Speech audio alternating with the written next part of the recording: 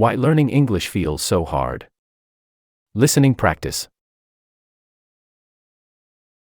Learning English is one of the most rewarding things you can do, but let's be honest, it is not always easy.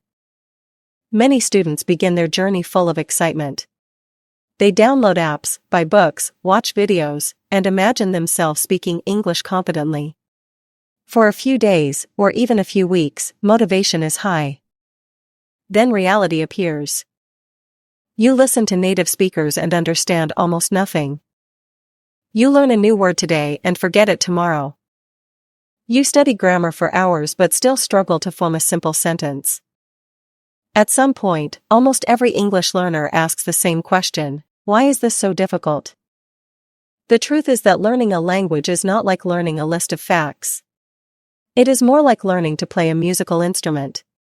It takes time, repetition, and patience. One of the biggest mistakes students make is expecting fast results. They compare themselves to people who have been studying for years. They see fluent speakers online and think they are not making progress. But they forget something important. Every fluent English speaker was once a beginner.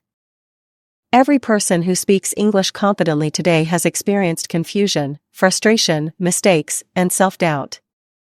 The difference is not talent. The difference is persistence. If you want to reach a decent level of English, you do not need to be a genius. You do not need a perfect memory. You do not need expensive courses. What you need is consistency. A little bit every day is more powerful than a lot once a week. 20 minutes every day can change your life if you stay consistent long enough. Another common challenge is listening. Many students can read English reasonably well, but when they hear real English, everything sounds too fast. This is completely normal. Your ears need training just like your muscles do. The solution is simple.